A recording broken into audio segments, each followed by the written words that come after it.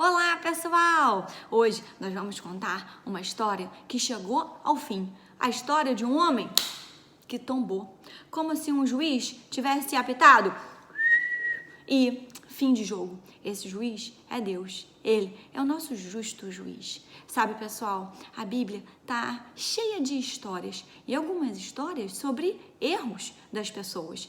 E a gente também aprende lições com esse tipo de história.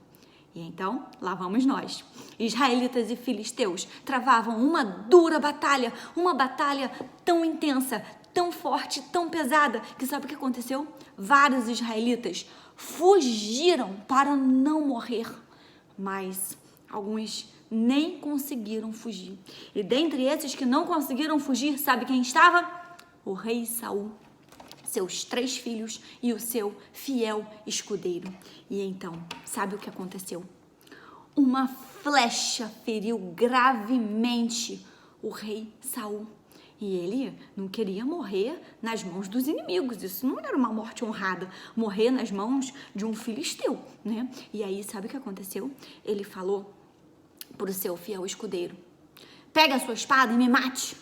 Mas o seu escudeiro teve medo de matar o rei, né? Imagina o que aconteceria com ele. E então, sabe o que o rei Saul fez? O rei Saul se lançou na espada do seu escudeiro. E quando o escudeiro viu isso, também se lançou na espada. E então, o rei Saul morreu, os 3 filhos dele morreram e o escudeiro também morreu.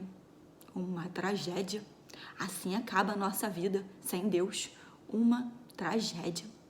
E quando o povo de israelita soube que o rei Saul tinha morrido e também os seus 3 filhos, seu fiel escudeiro, eles fizeram um luto com um jejum durante 7 dias. Mas a história do povo de Israel não termina com a morte de Saul.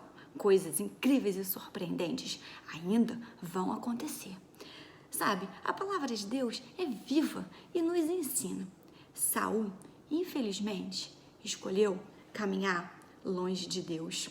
Ele era orgulhoso, o coração dele só pensava nele e, de uma forma egoísta, ele queria glória para ele, mas a glória é de Deus.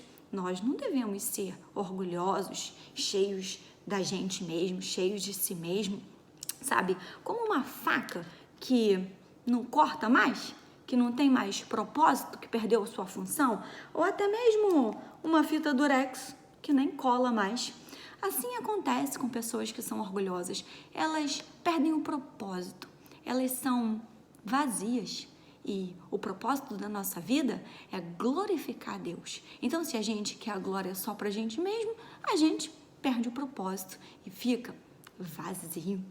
A palavra de Deus tem um versículo lá em 1 Pedro 5,5 que diz assim: Deus se opõe aos orgulhosos, mas concede graça aos humildes.